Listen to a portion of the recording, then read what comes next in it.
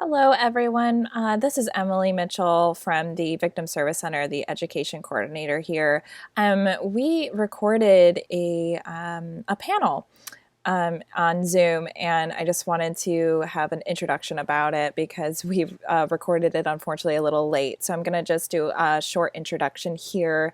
I just wanted to start off by saying that during this video, we will be discussing sensitive topics such as sexual assault. It is so important to take care of yourself while listening, and it is completely okay to walk away if you need to, or reach out to resources if you become upset. Our 24/7 helpline for crisis calls based out of Central Florida is 407-500-HEAL, HEAL. By contacting the national hotline at 1-800-656-4673, you can get support and learn about your local resources. There's always someone ready to help. I also wanted to introduce our panel about victim blaming and the shame survivors of sexual violence may feel. We decided to record this panel on Denim Day. Denim Day is a campaign on a Wednesday in April in honor of Sexual Assault Awareness Month. The campaign began after a ruling by the Italian Supreme Court in the 90s where a rape conviction was overturned because the justices felt that since the victim was wearing tight jeans, she must have helped the person who raped her remove her jeans, thereby implying consent. The following day, the women in the Italian parliament came to work wearing jeans in solidarity with the victim. Today, Denim Day asks community members, elected officials, businesses, and students to make a social statement with their fashion by wearing jeans on this day as a visible means of protest against the misconceptions that surround sexual violence. So without further ado, please enjoy our panel discussion on victim blaming. Q&A at the end. But before we begin our discussion, I'm going to go ahead and introduce our panelists. With us today, we have Trisha Whitmire. Trisha is an upcoming graduate from the University of Central Florida in sociology with a research focus on cyberstalking cases in the criminal justice system. Dr. Whitmire currently works as an assistant director in equal opportunity at Valencia College and responds to allegations of discrimination, harassment, and related misconduct, including interpersonal violence, sexual assault, and stalking, and facilitates trainings for faculty, staff, and students on these topics. With us, we also have Danielle Hughes. Danielle is a detective with the UCF Police Department. She has been with the agency for 5 years. She graduated from the University of Central Florida in 2013 with a bachelor's degree in criminal justice. She is a member of the Crisis Intervention Team and was named the 2017 Crisis Intervention Officer of the Year.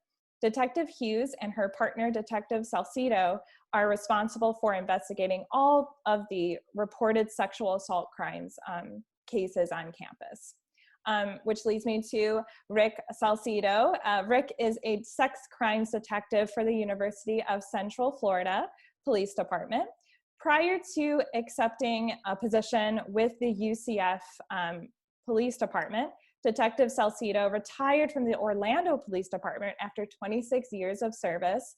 He was a sex crimes detective assigned to the Special Victims Unit for over 17 years.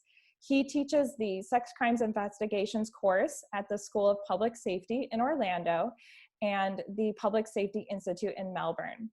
He was a hostage negotiator for over 18 years, as was one of the negotiators who responded to the Pulse Night Club massacre.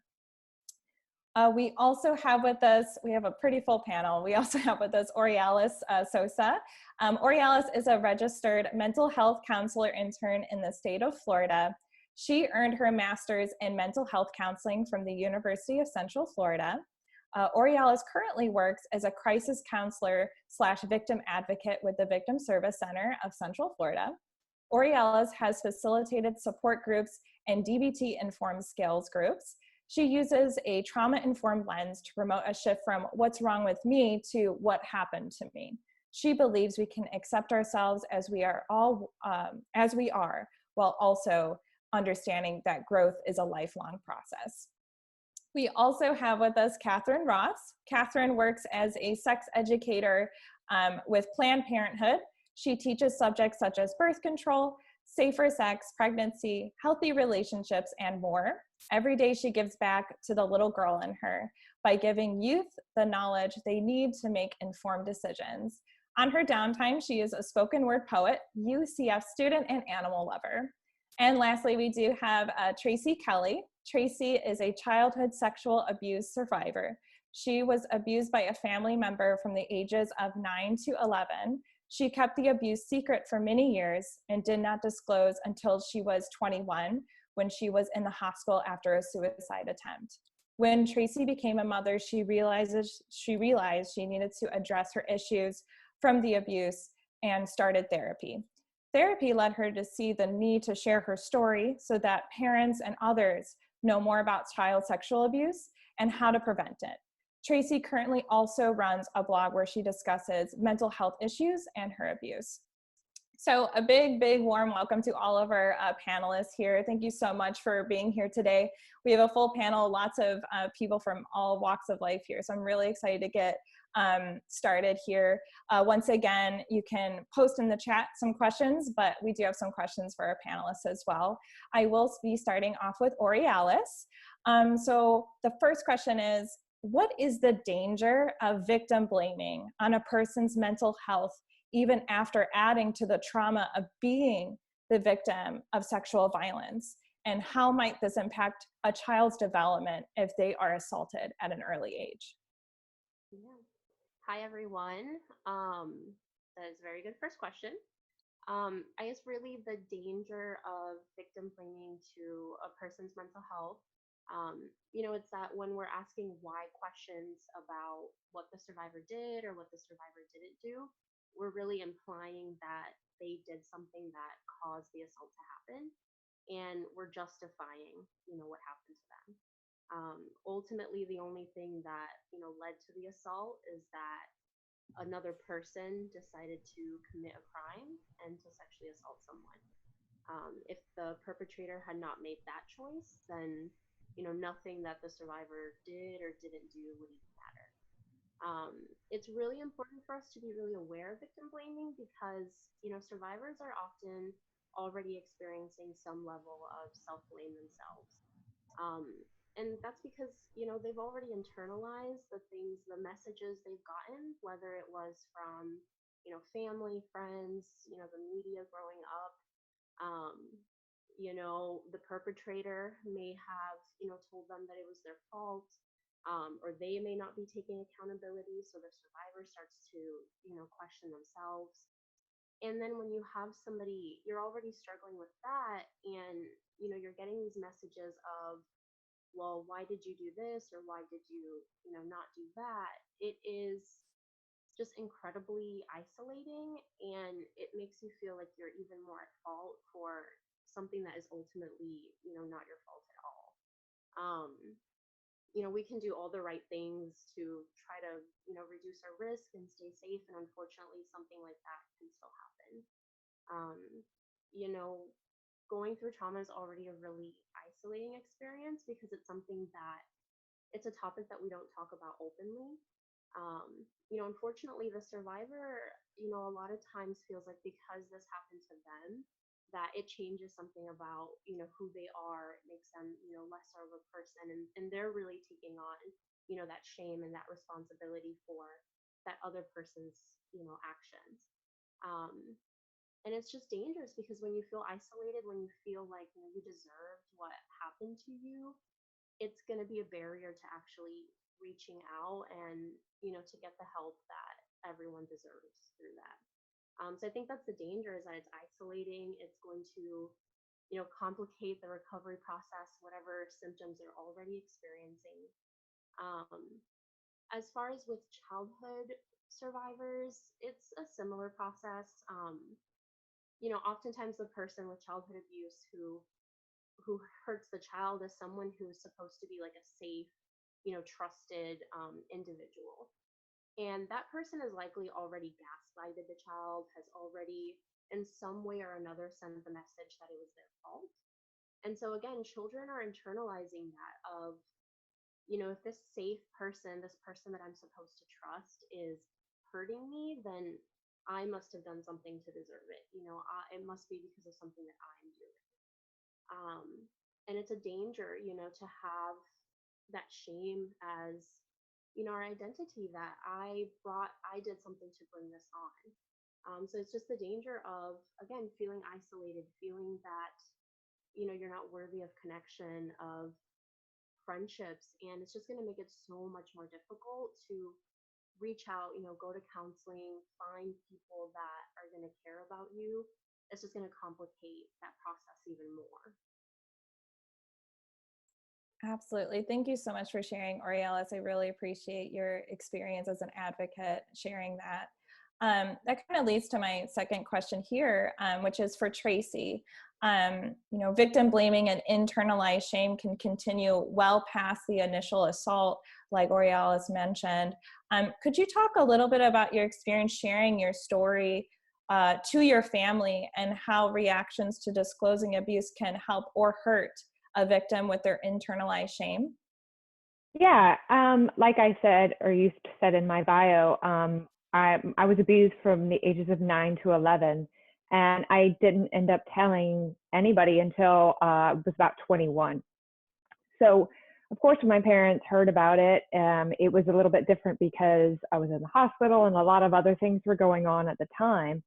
But it was very hard for my family because we were a close-knit family who did things together, and holidays, and we spent a lot of time together. And the person that abused me, we were still around very often. And even so, after my parents knew, I was still made to be around him a lot. So it was hard, and it was very strenuous. It made me feel like that was my fault, and that I wasn't worth, being believed or taken care of. That so it really had an effect on my self-esteem and who I was as a person. It kind of stayed with me, and I just always felt like, well, if my parents, couldn't stick up for me or didn't believe me, then, I must be a bad person. It must have been my fault. I could have done something to prevent it. And it really wasn't until I met my husband and told him about it that his reaction was very different than I had ever seen, where he was just like, oh my gosh, that's terrible. I can't believe that happened. Like, oh, and it kind of took me back, because I was like, wow, that's really different than what my parents have been saying this whole time. And then really once I had kids, it really hit home, because once I saw my kids and seeing them approach the age that I was when I was abused, it really just floored me that how could you let your child, how would you let your child be around somebody after that? So it was a very long process for me of internalizing things, and it still goes on, like, to this day, of how I feel about myself and what happened. I'm fortunate enough that I have a husband and 2 kids who love me no matter what. So that really helps make me see of I am lovable, I deserve love, that I am a good person, that what happened to me wasn't my fault. So it's really hard with the families to, when you expose and tell somebody what happened, it's really important that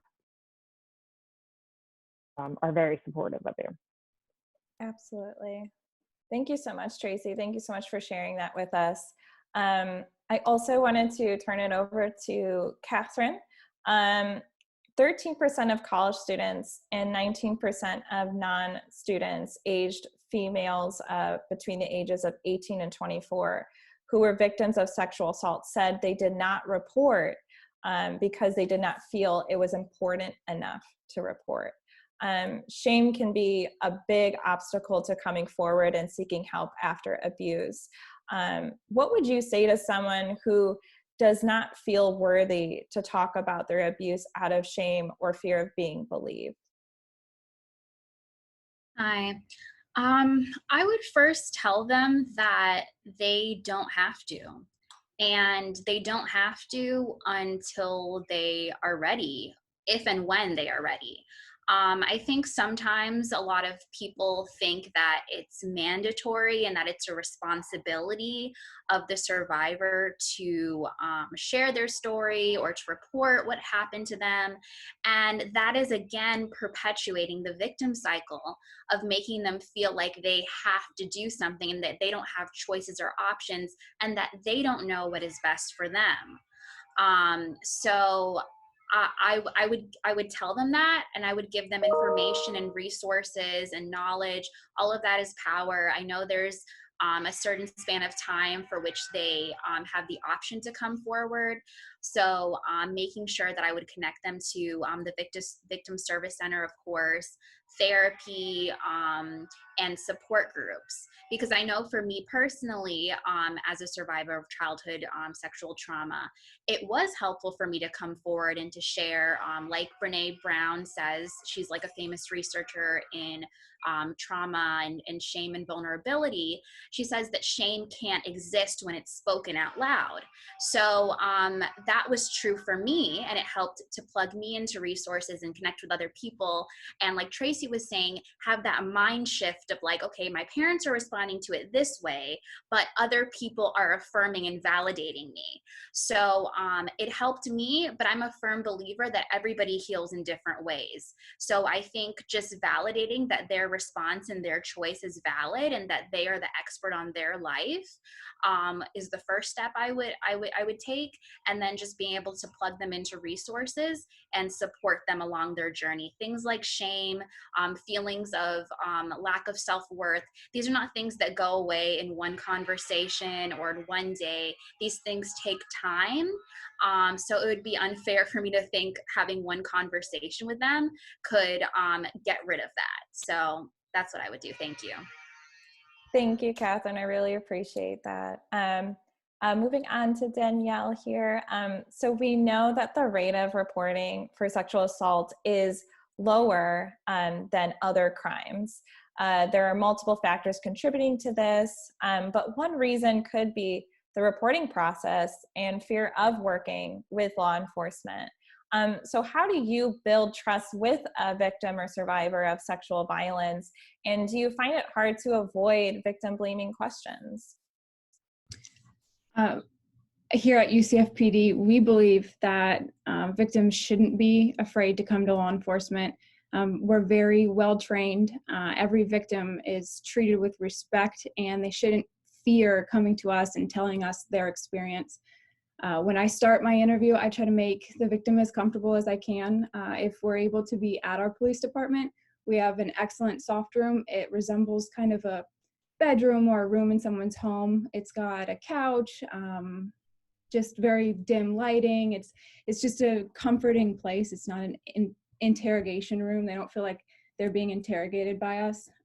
We offer a blanket, bottle of water, anything to try to make them feel a little bit more comfortable.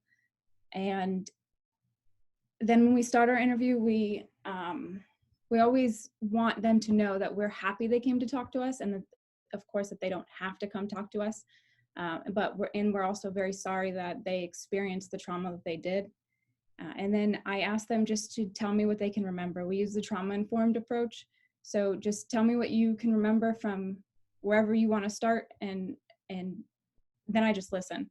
I don't interrupt and ask any questions. I don't try to clarify anything while they're explaining their experience to me. When they're finished explaining, I make sure, and we always have a victim advocate with us too, which is a great resource for us. So if they're comfortable to keep talking with me or speaking with me, I will maybe clarify a couple things or get a little bit more detail if they're able to remember. I don't think it's very hard, in my experience so far, to avoid any victim blaming questions. I try my best to just tell them that that nothing is their fault. That's one of the very first things I always tell them is this isn't their fault, and that nothing that they did got them to where in our interview room. And then I also just remember this could be my family member one day. and I want them to be treated just as my family member would be treated. Thank you, Danielle. I really appreciate that. Thank you so much for sharing. Rick, I wanted to check in with you. You've been working in sex crimes for many years, and now we're training the next generation of law enforcement how to interact with victims of sexual assault. So when training police officers, what do you cover about victim blaming and how trauma impacts sexual assault victims? So, like you said, I've been doing this since 1999, so this is my 21st year investigating sex crimes. We now have smartphones that we didn't have then. We have social media that we didn't have then, and things have evolved. But what hasn't changed much is the victim blaming. It's still there. Officers in general, because we see so much stuff out on the streets, is we're very cynical. So we have to change. I have to change their mindset one officer at a time. When it comes to sexual assault investigations, I tell officers, like my partner said, we treat victims as if they're one of our own family members. So when I speak with a female, I think about how I want my daughter treated. If I speak to a male, I think about how I want my son treated. So that kind of keeps everything in perspective for me. We start by believing. We tell the officers before you even arrive at the scene, don't start trying to second guess what did happen or didn't happen. You don't know. So start by believing. We use the trauma-informed approach. We know through research that the brain functions, or should I say malfunctions, during a traumatic event. The victims may not always remember every detail about what happened, or certainly can't tell us in chronological order of how things happened. In the past, we thought, well, she must be lying if she's not, telling us every detail about it. It just happened. So that has changed. We learned through research again that things happen. But to put it in the officer's perspective, I tell them, compare this to you being involved in a fight, fatal shooting, or a fatal traffic accident you responded to. And when we interview you, you're not going to remember every detail because your brain also went through a traumatic event, and you may not remember every detail about that call. So that kind of puts things in perspective for them. Now, I've seen officers in a fight just stand there and freeze and not help. So if that can happen to us, and we're trained on how to react to these type of events, how can we expect the victim who's never been trained on how to fight back, how to resist, to act a certain way? So that's kind of puts things in perspective for that officer. We try to give control back to the victim. I always say, don't treat the victim as a witness in her own sexual assault, because she may not remember everything about that. We'll have to come back and maybe re-interview her at a later time, see if she can remember more detail about it. Our biggest challenge, I think, in this whole thing with victim blaming and all that is, as detectives, we have to still build a case for the state attorney and for maybe to convince a jury later. So if there are things that it's not making any sense to us, instead of asking those why questions, we just have the victims kind of clarify things. Tell me what you were thinking of during this event. What was your mind going through? And in one case, we had a victim provide a rapist a condom. And in most cases, people will think, well, there must be consent because she provided him a condom. And that's not true.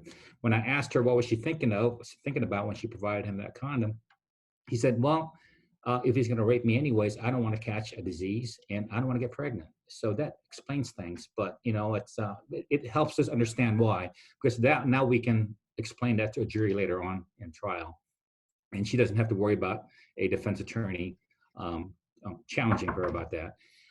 So again, instead of asking those why questions, we ask them about what was going through their mind during the event. Thank you so much, Rick. I really appreciate that. Thank you for sharing. I just wanted to remind everyone watching, if you have a specific question for any of our panelists or a general question, just feel free to put that in the chat. I wanted to ask you, Trisha, 1 in 5 women and 1 in 15 men and 21% of transgender, genderqueer, or nonconforming individuals are sexually assaulted while in college.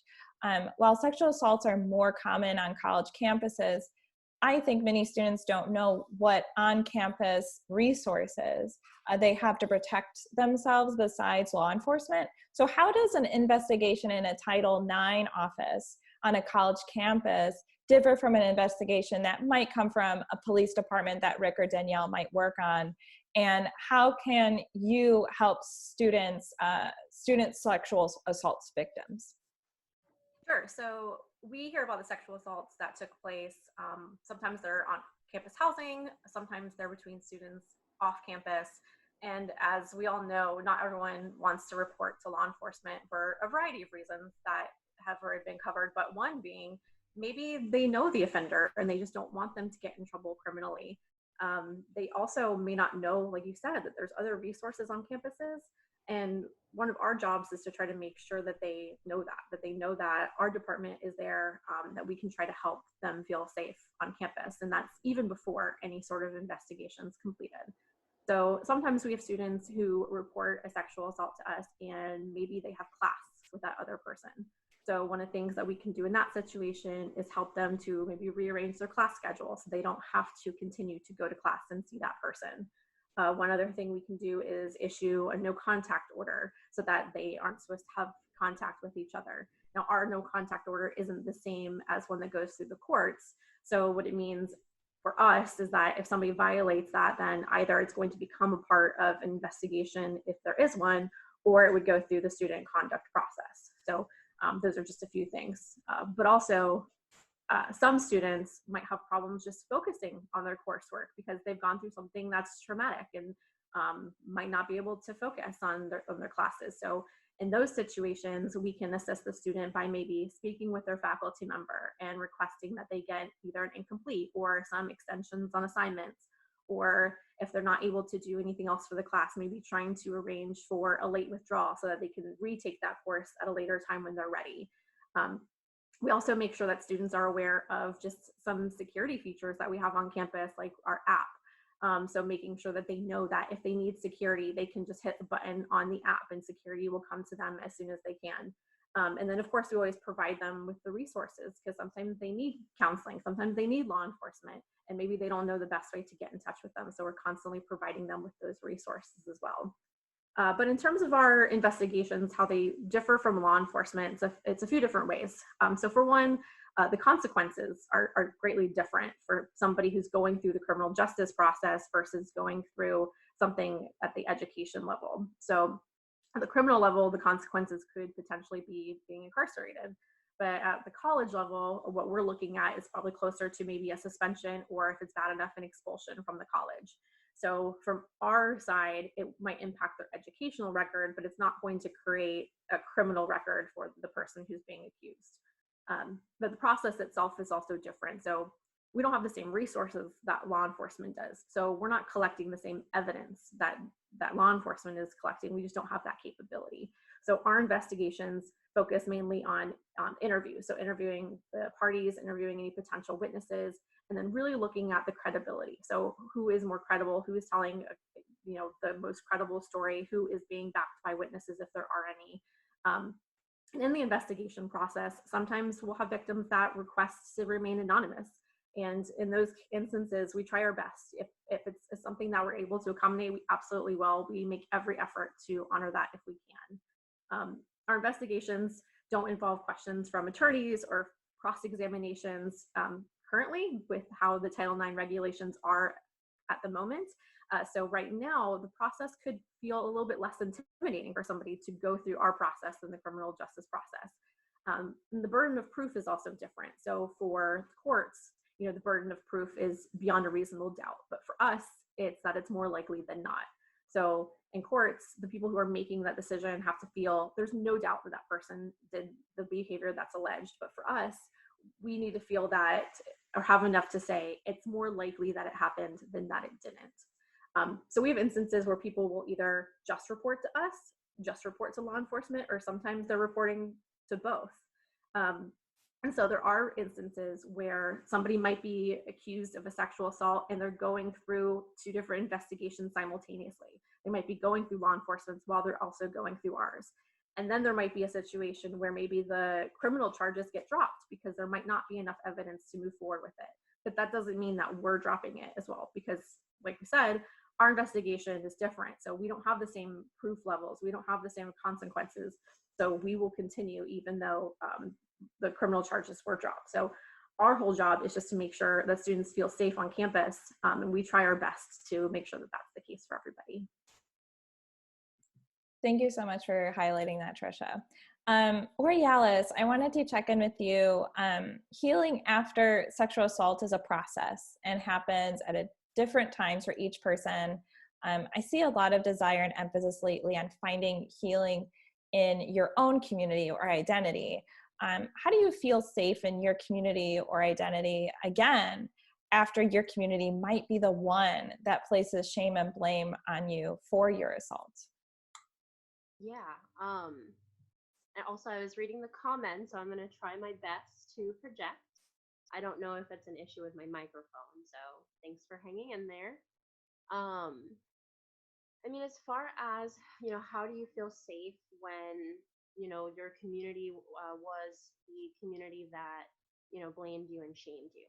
I want to start off by just validating that it is going to be, difficult to feel safe when the people around you have, are choosing not to validate your experience, or when those are the messages that you're receiving. It's absolutely like, Tracy and Kathryn were saying, it's going to be a very long process, because those messages are internalized. And so it is a long process to feel safe, or to open up and find the people around you and create a community where you feel comfortable again. I also think everyone gets to choose what is going to be healthiest and safest for themselves. So for some people, that means that they're going to end those relationships. They want to create a whole new community of people that believe them and support them, and that's a valid choice. If friends and families, if they say that maybe that's not what they would do, that's okay. That's their choice. That would be best in their situation, but it's whatever's going to be healthiest to protect yourself. If somebody does decide, that they want to maintain some of those relationships and, continue to be a part of that community, again, like, that is totally valid as well. I would really encourage them, to, one, as long as they're focusing on really putting down, their boundaries, really focusing on, putting themselves first, doing whatever they need to do to protect themselves, not just physically, but also emotionally and mentally. Really encourage, them to work with a counselor on, again, just grieving, any relationships that maybe you chose to end, because that is a really painful process and a difficult one to go through. Working with a counselor to learn how to set those boundaries and to manage any feelings of guilt that can come up when we're learning to set boundaries in these relationships. Really working on, how can I identify what my shame triggers are? How can I work on learning to be compassionate with myself, validate myself when other people have been invalidating to me? That is really, it's a difficult skill, but it's a really important skill, to learn. Definitely being a part of that community. And really remember that it's not about, it's not about you. Victim blaming, the shame, ultimately, it's not about you.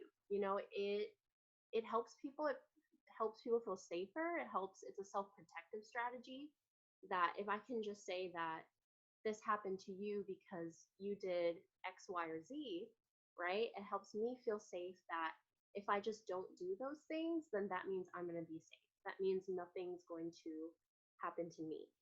So really working on, working on if it's empowering for you to engage in those conversations, do that. But also, how can I understand, that people are really invested in self-blaming and in that denial. So how can I protect myself, set my boundaries, and really work to find, those people that are a part of the community or a new community who will believe me, who will affirm me, like Kathryn was saying, even if those people, that I care about are not able to do that for me. But really, working with a counselor through that, because that it's a tough process to go through. Thank you so much, Orialis. I really appreciate that.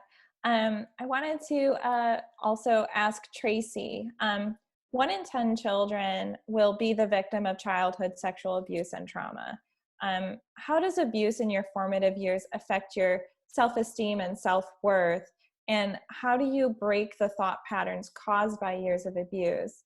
And how have your thought patterns changed as you grew, developed, and healed? I think we went over a little bit, but I was hoping you could expand on it if you have more to add. Yeah, I think a lot of it, just like kind of what we've been talking about, the blame and the shame, that you, as a victim, you feel immense shame and guilt, and what happened was wrong. So you feel that in some ways, just because we've been told since we were little kids, don't do anything bad, don't do anything wrong. If you do something bad, you're going to get punished. So I think it's always in our just in our heads naturally that we automatically think we did something bad. And to get over that blame and that guilt it's a very hard thing for somebody who's gone through that experience. It's really easy just to say, you didn't do anything wrong, it's not your fault, move on. But the truth of the matter is, mentally, and because of the trauma, it's not that easy. And like we've said, it's a long process, and it's a different process for every person.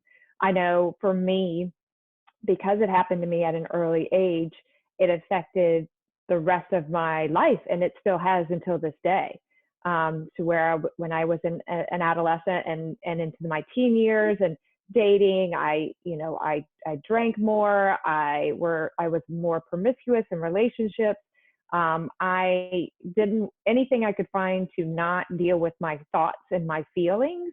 That's what I did, and of course, most of it was not healthy. And so I think that affected my self-esteem.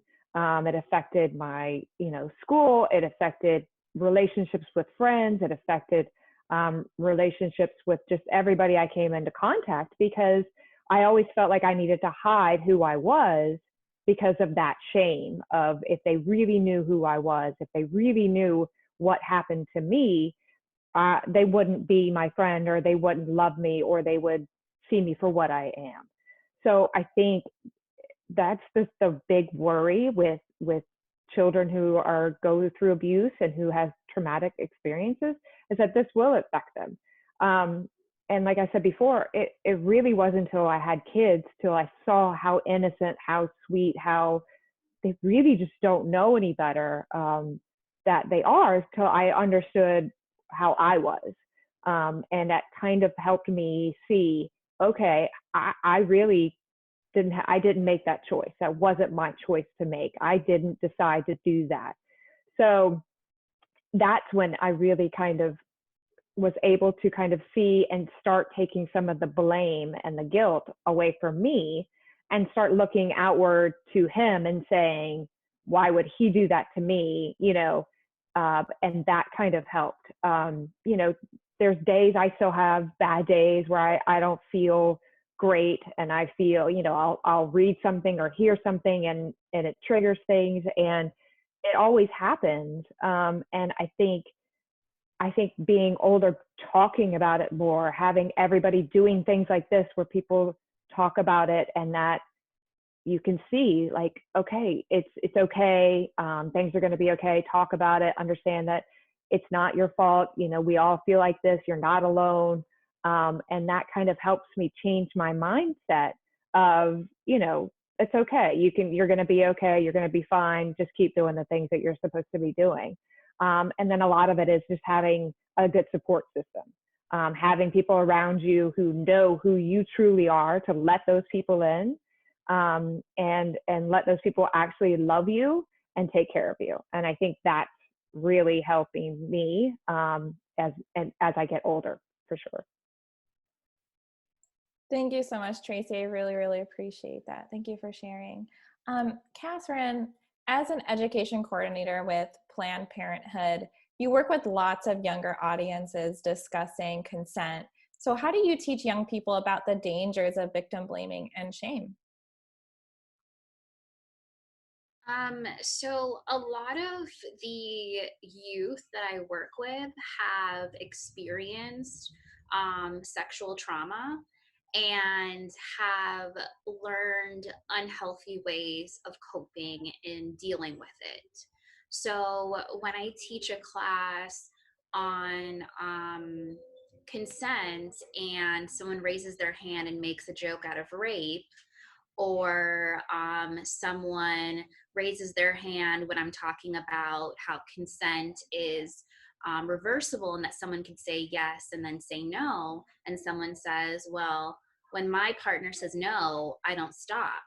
Um, at first, when I got into this position, I it was a lot for me, and I would go into lecture mode, and I would, say, hey, this is really serious, and put on my like strict mode and talk and talk and talk, and everybody gets quiet and listened. And I learned that I was shaming them, that I was not giving them space to share their responses, to share their ways of coping and dealing. And although to me it was wrong, for them that's their life. So moving forward, what I do when I hear things like that, I try to first empathize, and I try to say, like, I could understand why it might be frustrating when you get rejected and you might feel embarrassed, or you might feel unworthy. Um, but at the same time, someone setting a boundary with you is not them rejecting you, it's them teaching you and showing you how to love them. And if your mother or your sister or someone you really care about, like a best friend, was in that situation where they wanted someone to stop and they voiced that and that person continued, how would you feel about it, or how would you feel towards them? And often they're like, no, I would say something, or I wouldn't let anybody do anything to my friend. And I go into, well, that's how someone feels when you continue after they've said no. So I try to just take that nurturing approach, because I typically work with adolescents and teens that, need that, and they're not trying to be hurtful, they're not trying to be disrespectful, they're just showing up as what they've learned and what has happened to them. And so I just try to give them patience, I try to listen to them, I never tell them they're wrong, I just give them another perspective. Thank you, Kathryn. Thank you for sharing that. Trisha, I wanted to ask you, drugs and alcohol often play a role in sexual violence, and alcohol remains the most commonly used drug or drug-facilitated sexual assaults. How does party culture affect victim blaming and cause barriers to coming forward and reporting? And how is Valencia College protecting students who may have been illegally drinking or using drugs while they were a victim? Sure. So party culture plays a huge role in sexual assault and in victim blaming. There's, drinking games and peer pressure, and people just want to fit in. And so all of these things can lead to people drinking more than they usually would, or trying drugs for the first time. And when this happens and people are getting intoxicated and or using drugs, it can cause victims to maybe blame themselves first. So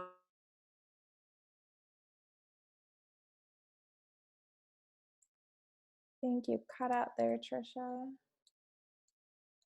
We can come back to Trisha. Maybe we'll give her 30 seconds. Are you there, Trisha? can you hear me? Yes. Sorry, you cut out for a little bit. Sorry about that. No worries. Telling me my internet is unstable. No problem. So I think you were talking about like party culture and the victim blaming part of it. Oh yeah. So if somebody's get drunk and something happened, or they were using drugs and something happened for themselves, they might think, this is my fault because I tried that drug, or I drank too much, or other people can do the same thing and can start blaming them for it.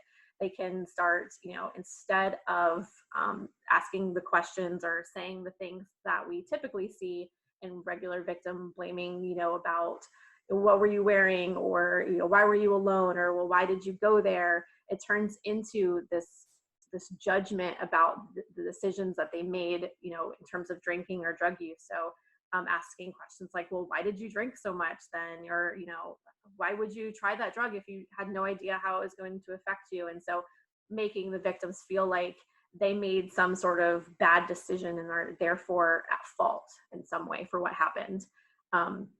Or people might blame them by saying, well, you consented to drinking or you consented to taking drugs. So you made the choice to get intoxicated and therefore allowed yourself to be taken advantage of, or somehow facilitated the assault by not taking proper precautions, by staying sober. But as we all know, consenting to drinking or consenting to taking drugs isn't the same as consenting to sexual activity. We also have this thought process that alcohol is referred to as like liquid courage. So what that might do is make some believe, alcohol is just the thing that you need to feel brave enough to do what you already wanted to do. So instead of seeing what happened as an assault, they can blame the victim by assuming, well, alcohol just gave them the courage to do what they wanted to do. Asking them questions like, well, are you sure you didn't want it? Or you seemed interested in them before, making the suggestion that like, oh, they were flirting, so maybe they wanted that person, and that brave action of actually, engaging in sexual activity with them only came out because they were under the influence. And so what happened to them couldn't have been an assault because they wanted it, and that sort of thing. When people are drinking, especially if they're underage or if they're using drugs, then they might not want to come forward, for one, because of all the victim blaming that either already happened or could potentially happen.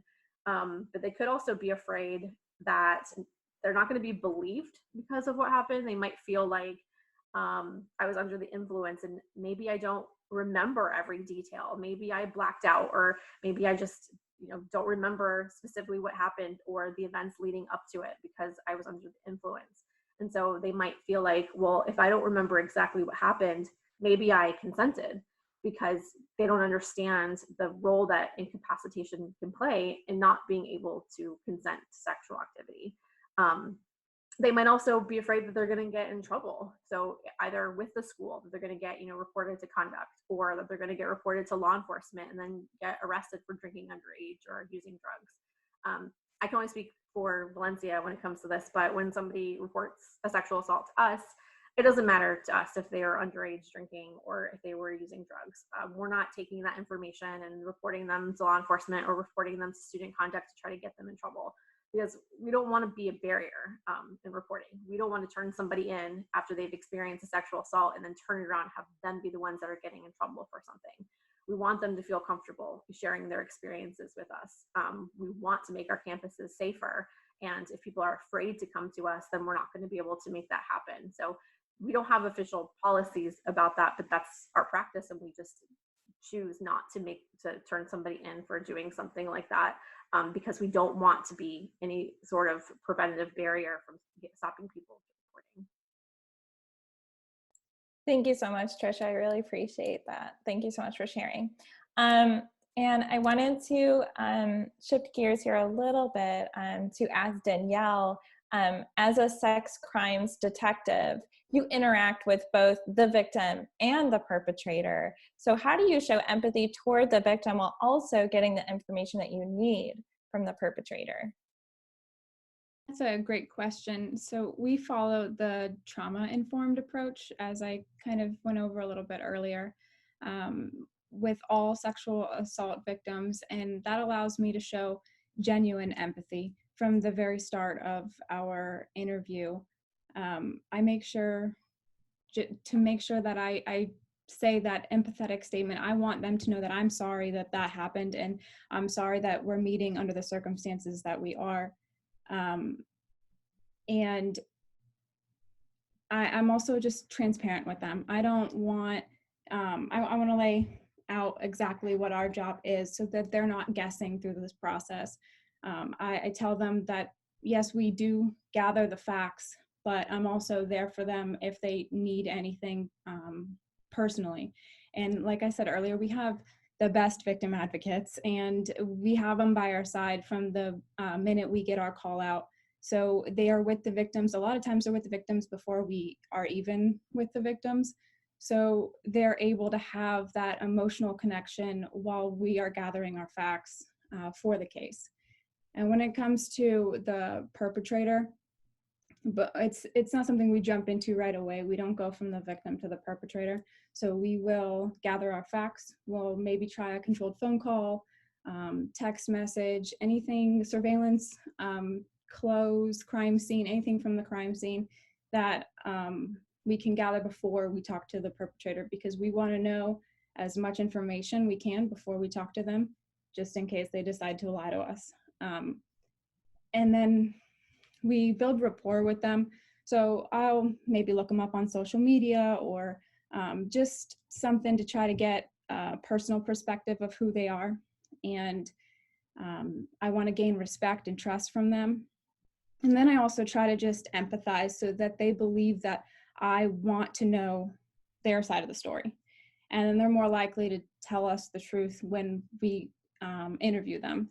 And then that also helps us if we are able to get a confession. It helps us build a case for the prosecutor to go to court and prove that case beyond a reasonable doubt, because as we all know, these cases are very difficult to prove in court. So as if I can build any kind of rapport with the perpetrator or show empathy with them as well, just to get a perspective or a confession from them, it really helps.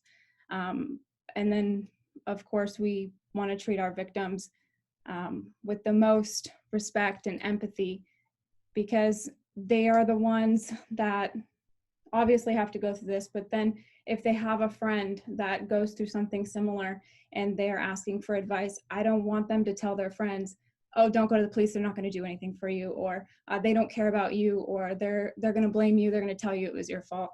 So we try our best just to make sure that we do empathize with them and that we do care about them. Thank you so much, Danielle. Thanks for highlighting that. Rick, I also wanted to check in with you with one final question here. Denim Day started a form of protest to a rape conviction being overturned in the 90s, like we mentioned earlier. In your experience, how do you see sex crimes investigations and prosecutions evolving since then, if at all? So things are getting better, but we still have a lot of work to do. I'm going to follow up a little bit on Trisha's response about alcohol and drugs. We actually had a case not long ago where a young lady went downtown bar hopping, and she was extremely intoxicated. She got into a fake Uber, and the following morning she woke up at this strange place completely naked, and had no idea how she got there. We called out the appropriate jurisdiction, and that detective showed up and placed a lot of blame on her. And this is just not long ago. I told her if she didn't get us intoxicated, she would have put herself in this position. So it still happens. Before I left Orlando, I had an officer come up to me and goes, Rick, how do you deal with these victims who come to Orlando, wear these skimpy outfits, and they get really drunk, and then the next day they wake up at some strange place and they want to report that they were raped? And I said, hey, I'm like, you should be able to dress however you want, get as intoxicated as you want, and not have to worry about somebody taking advantage of you. And he couldn't quite understand that until one day he came up to me, and his daughter was a victim. So that completely changed his perspective. But I don't want that to have to happen in order for officers to change their perspective. So we do have to train officers. These are very challenging cases, like Danielle said. So we have to take baby steps. We have to change the mindset of officers, and hopefully one day we won't have this victim blaming. But as far as it's still there, it's still present. As far as our prosecutors are concerned, they do a phenomenal job prosecuting these cases. We have a good relationship with them. So if we don't agree with something, we talk it out. We discuss the cases, and sometimes they'll agree with us, sometimes they won't. I believe more cases are being prosecuted. A lot of them are being pled to take a plea agreement with the defense attorney. But again, it's just training. As far as victims are concerned, I tell the victims just because we did not make an arrest or it didn't meet the elements of charging somebody or prosecuting the case, it doesn't mean it didn't happen. It's just, these are very difficult cases. And unless we can prove these cases beyond a reasonable doubt, we're not going to put them through a court process where they're going to be re-victimized by a defense attorney.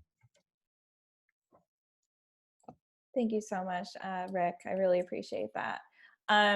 I also have a final question for the entire panel. So whoever would like to chime in, it's just a final question here. We've looked at the dangers of victim blaming today from ourselves, power figures, and even our loved ones. How can we work to stop victim blaming and the dangerous cycle of shame that it can cause?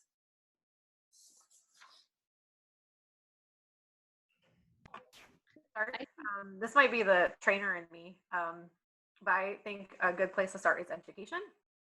I think that we still have this kind of old school mentality that somebody has to yell rape or fight somebody off or, physically, resist in order for them to be somebody who's a victim of assault.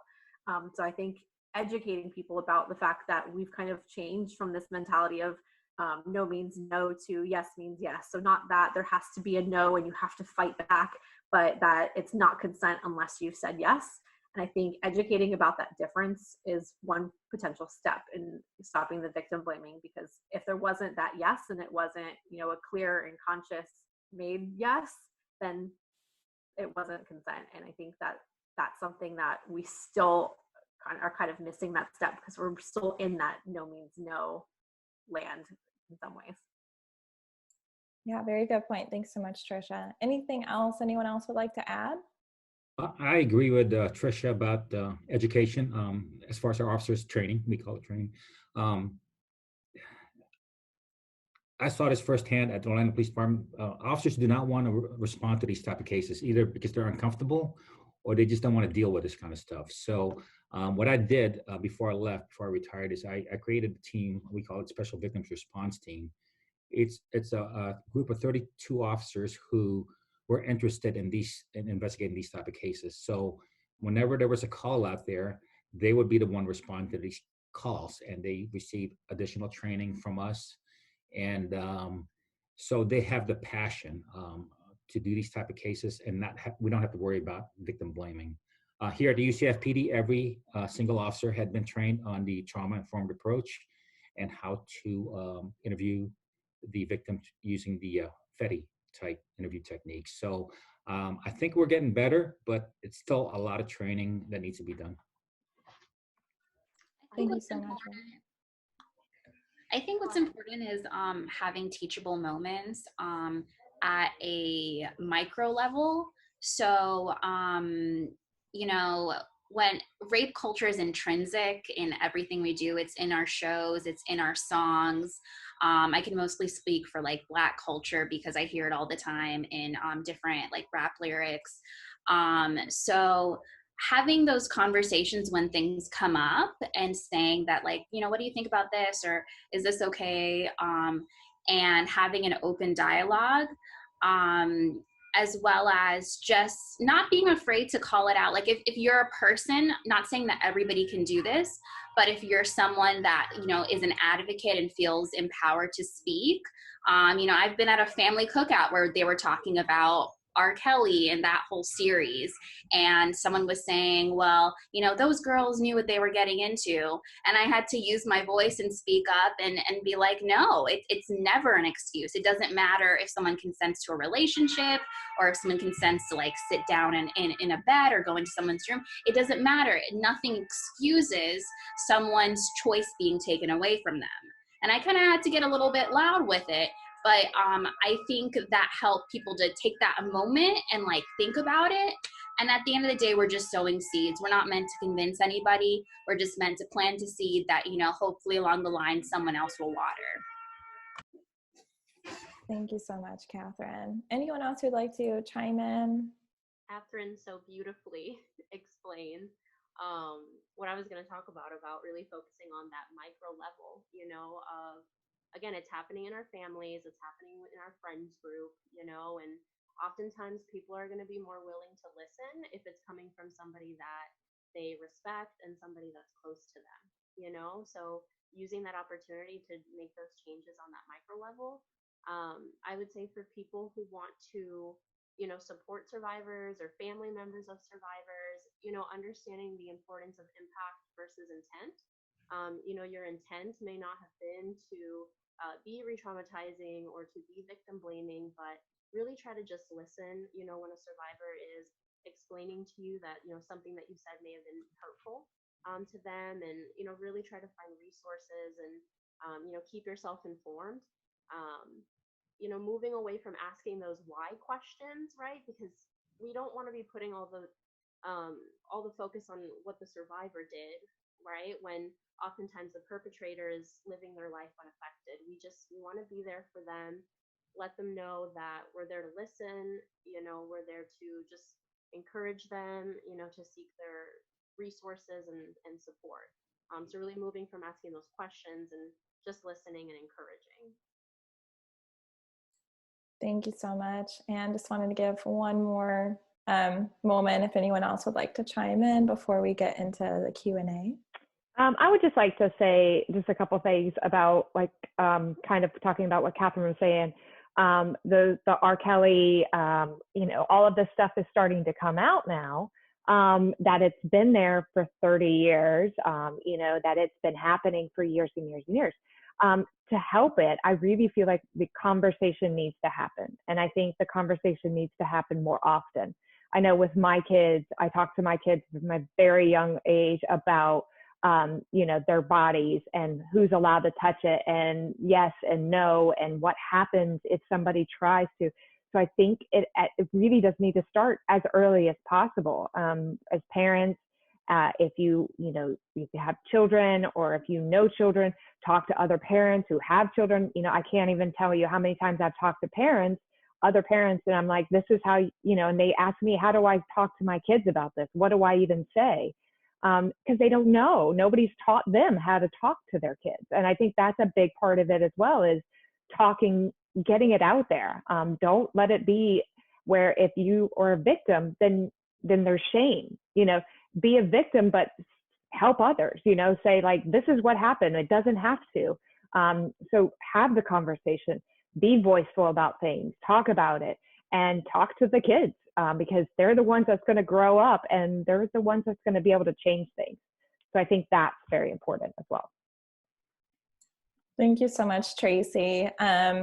And thank you all for, you know, chiming in about that really important question at the end there. I wanted to check in with you, you know, Shannan, if you see any questions coming in at all by chance. Yeah, we've had a few questions throughout. I saw one most recently that I guess we'll address first, because it'll probably take a little bit longer. There were a few that were addressed towards detectives. Angela wrote, is the trauma-informed interview approach something all law enforcement agencies in Central Florida are trained on, or just UCF? And I know Rick does a lot of different types of training, so he might be best suited to answer this one.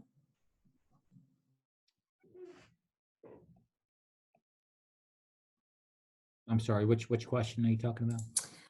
It's in the chat, so it's from Angela. She says, is the trauma-informed interview approach something all law enforcement agencies in Central Florida are trained on, or just UCF? And I know Danielle mentioned the trauma-informed approach when she's interviewing victims, but I know that you do a lot of different types of trainings. Yes, so I'm sorry about that. Yeah, so I do. Everybody at UCF is trained. Everybody in that special victims response team at the Orlando Police Department is trained. And I teach sex crimes investigations about 4 to 6 times a year in Central Florida, here in Orlando and in Melbourne, and I'm trying to spread it out a little bit. But I teach a 40-hour course on it, and part of that course is the trauma-informed approach. So I've probably trained about, since I started this, probably close to about 300 officers, give or take. So I'm getting there. Again, one class at a time, one detective at a time, one officer at a time. And it's also available online through Evawi. If people aren't familiar with it, I do advertise Evawi quite a bit, because they're the ones that actually trained me on how to do that. Yeah, and Gail Gardner had a follow-up question about it's by choice that different law enforcements participate in the training. Do you know of Central Florida departments besides UCF and potentially Orlando Police Department that have also done the training? No, just that one team that I mentioned, the team that I created.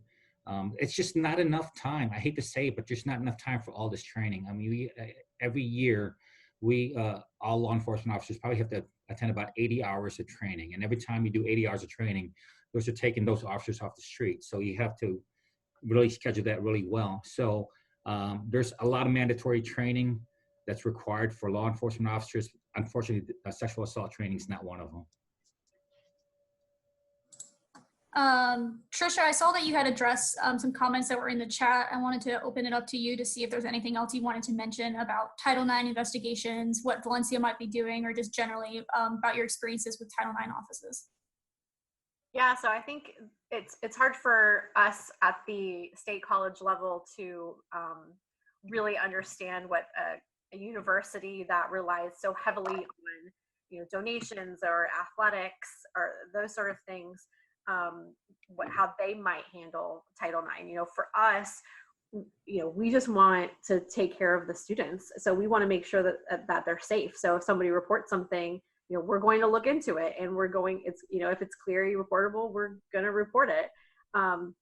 So I think it's hard for us to relate to that, but we do know that there have been schools that have underreported because they don't want to lose that funding. They don't want people to think you're not a safe place for me to send my kids, or I don't want to donate to you guys anymore because you have lots of sexual assaults taking place there. So maybe they're hiding things.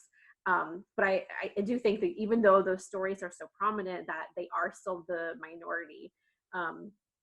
But in terms of separating out and using a third party, what's difficult about that is that the way that the regulations are now is that the Title IX coordinator needs to be an employee. So it's difficult to have somebody, the person who's responsible for overseeing those cases, they have to be an employee. But even if the investigations are done on the outside, it still filters through the school no matter what. So it's really hard to separate those two. But in terms of Valencia, I can say that we're going to report everything that comes to us, and we're going to look at every single allegation that comes our way, because our goal is to make sure that students feel safe on campus, no matter what it makes our reputation look like. Thank you for sharing that. I just wanted to make sure that I give you an opportunity to elaborate that on if you wanted to. Allison in the chat posted a question, and Orialis already kind of touched on it, but I wanted to open it up to others to potentially add in their 2 cents about it. Their question was, how do you address the blame a victim can feel about their sexual abuse if they experience physical pleasure? I'm assuming they're talking about, if someone has a physiological response to a sexual assault that might be happening to them and they feel shame because of that response, how would you go about addressing that victim?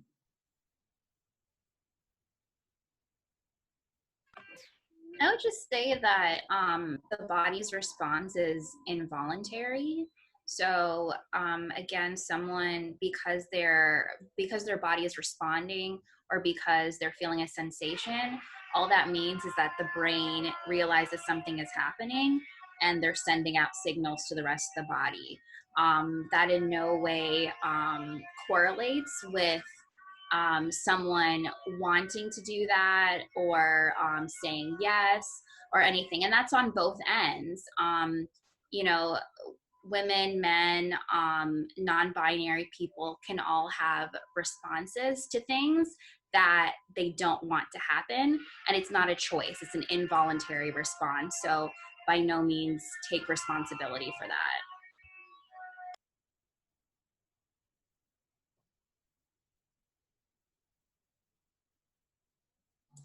Anyone else?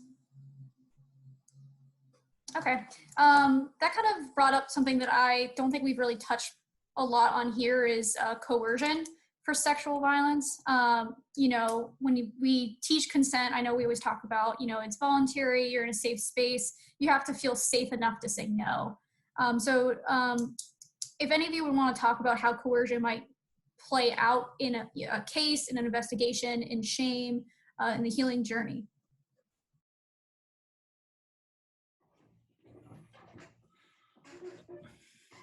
I guess as far as coercion is concerned, it all depends on what it is. So it's something that we would have to discuss and try to explain to the prosecutor how we can present that to a jury. So it's a case by case basis. There's some coercion with adults versus children, so it's a little bit different for children and adults. I got a specific case where this cab driver um, refused to give this young student a ride home because she couldn't pay for it. In exchange, he made her perform sexual acts. Although that's a form of coercion, she had other options. She could have stepped out of the cab. She could have, called the police. There's a lot of things. So again, it's different with children and adults. So it all depends on the type of coercion.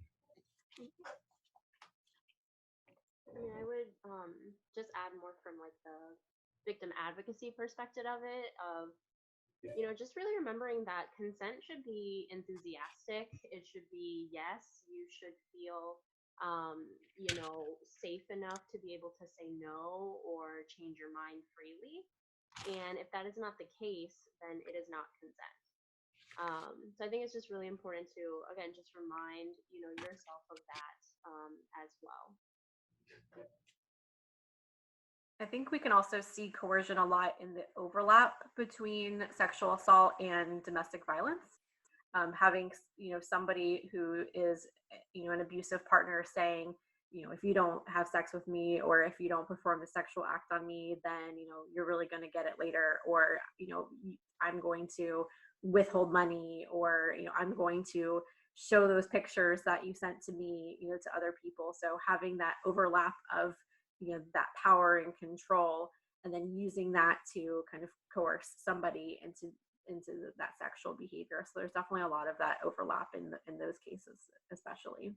Right, and because your choices are limited at that point. You don't have like that totally free to make some choices.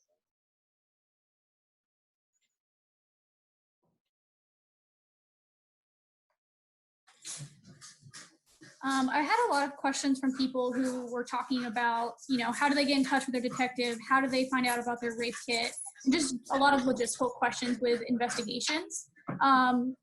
Instead of going through all of those individually, because it would take a lot of time and they're all going to be very individualistic, would anyone like to comment on what's the best way to get updates on a case?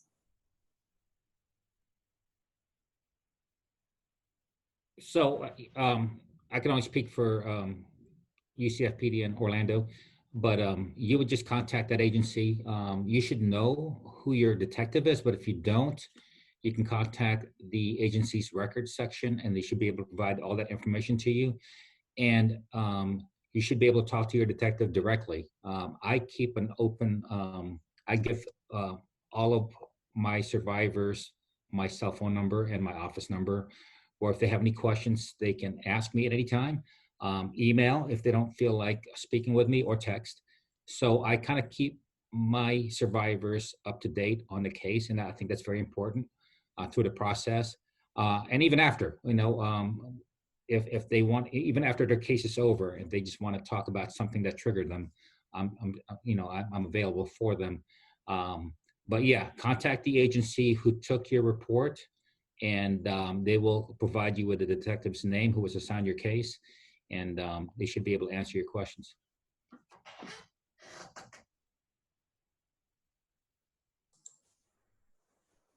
What about a Title IX investigation, Trisha? How would someone get updates on those types of cases? Yeah, along the same lines, I mean, there's only a handful of us that do the investigations, and we try to maintain pretty close contact with them. So we just let anyone who's reported to us, have our phone numbers and our email addresses, and just tell them, we'll try to update you as often as we can on the process. But if you have any questions in the meantime, you can always reach out and find out where we're at. And because there's so few of us, it's easy for them to get in touch with us, so that we can keep them updated.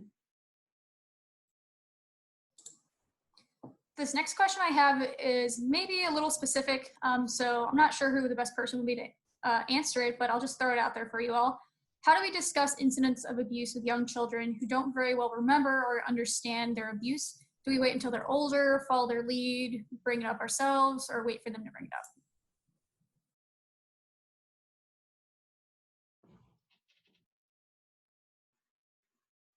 I guess I can kind of touch on that a little bit, just because, you know, being a survivor at a young age, I think if a child has been in a trauma, you know, has had sexual abuse or anything like that, I think a little bit is you want to let the child feel comfortable enough to talk to you about it.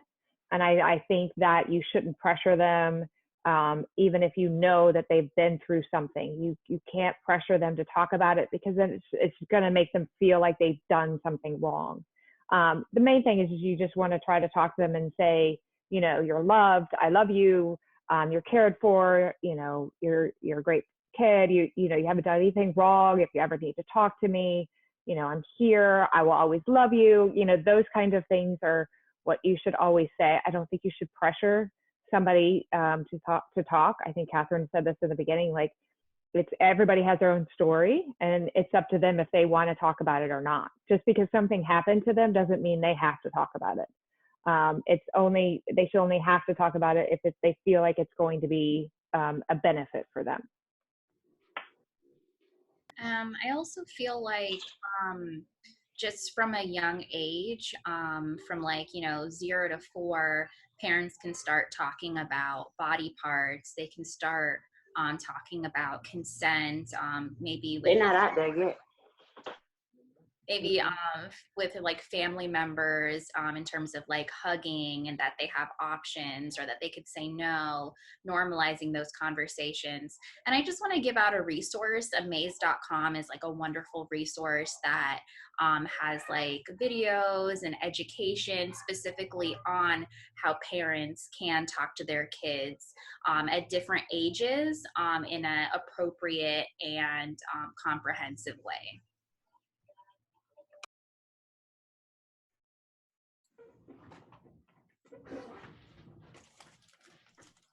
Thank you for sharing that. I saw that Gail asked about resources for parents, for children, and educators related to grooming. We had another question related to how to talk to children about it. I know Tracy had discussed, you know, she does a lot of education to parents and different things like that. But I think, you know, if you are someone who is a parent to a child and you haven't experienced sexual assault, you might not be thinking about this. You might not be seeking out these resources.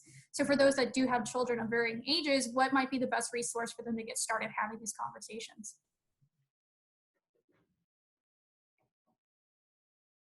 I think it was easier for me to talk to my kids, obviously, because I'd been through an experience.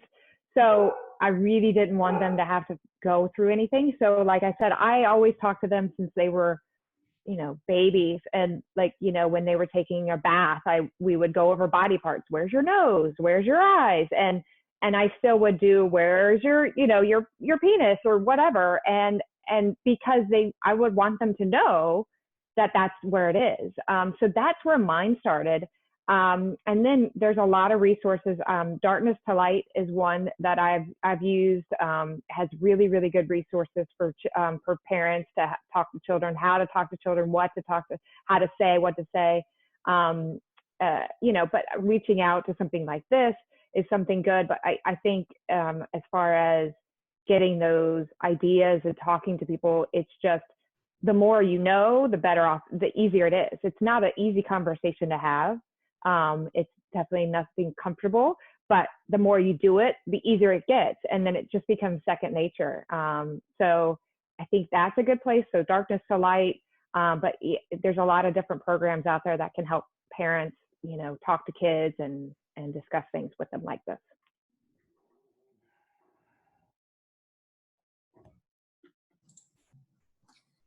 Emilie, I know you just recently have done a few trainings. Do you have anything to add for resources on this topic? I know you're technically not one of the panelists, but you might have some insights. Yeah, absolutely. No, I was actually, the first thing that came to my mind was Darkness to Light, because I actually just did some of their trainings. They actually have a fantastic new training that's completely free for parents during COVID-19, kind of how to protect them with this pandemic going on, and how some of the strategies that they might have had before to protect their children might look different now during COVID. So I definitely recommend Darkness to Light. That was one of the main trainings that I was looking at. And I have also been looking at, you know, the Child Advocacy Center as well. that has been a really good resource too, of learning different types of abuse and how to protect them too. So yeah, I was going to actually talk about darkness to light as well. So I was happy to see that in the chat. Yeah, no worries. And then also Diana shouted out Lauren Book. She has Lauren's Kids. Yeah, Lauren's Kids too. A lot of, I don't know if they're calling them webinars or panels right now on their Facebook that you can tune into to get, practical resources as well. Someone else put shieldinginnocence.com. That's a faith-based training that you can utilize.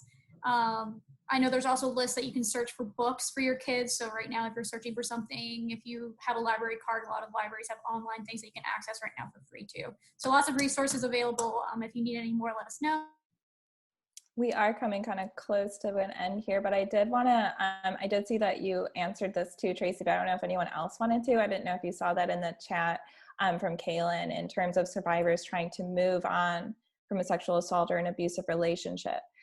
Do you think there can be forgiveness without accountability? How can survivors experience their own restorative justice if their abusers aren't held responsible for their actions? I don't know if you'd like to talk more about it, Tracy, or anyone else on the panel.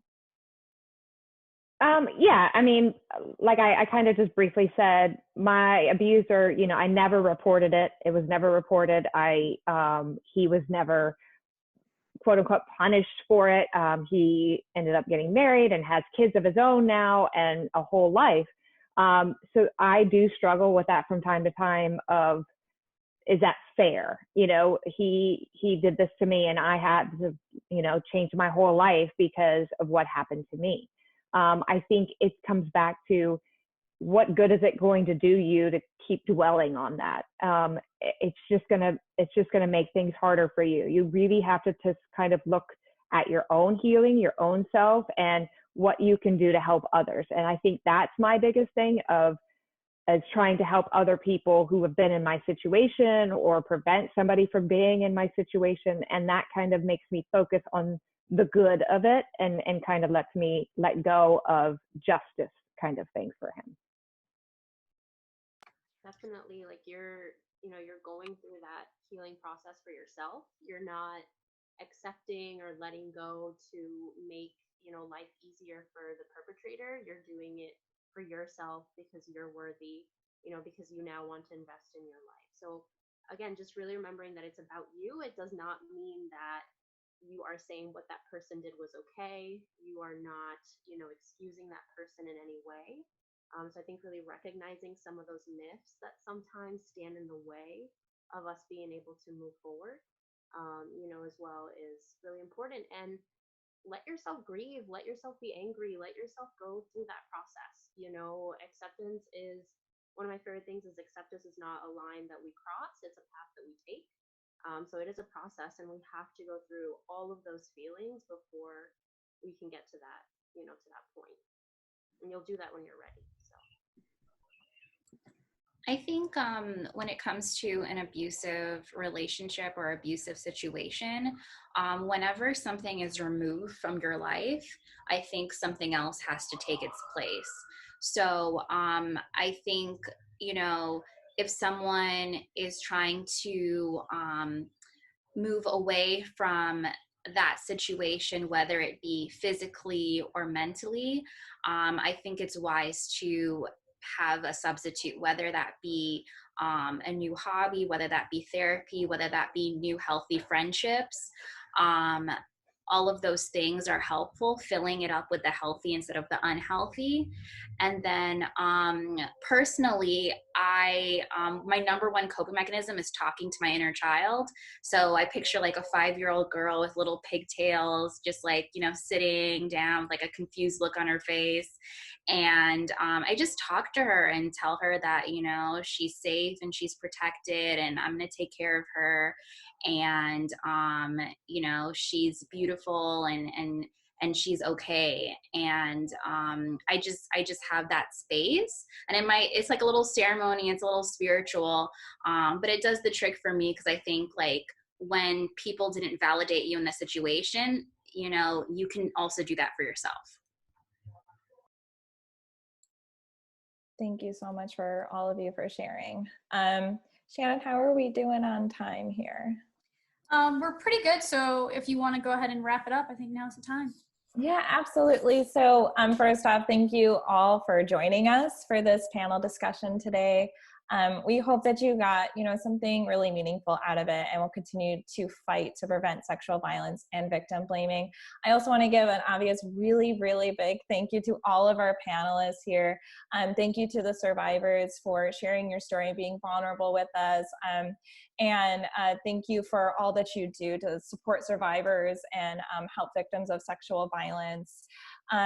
Remember to wear your Denim Day and post a picture of support and tag us at VSC Florida using the hashtag Denim Day. We will be posting this on our YouTube channel in the next couple of days. So go ahead and like us on Facebook and follow us on Instagram to stay up to date. But thank you again so much for joining us. And thanks so much for people posting in questions. I think that really helped with the panel as well. So thank you again, and have a wonderful day, and happy Denim Day.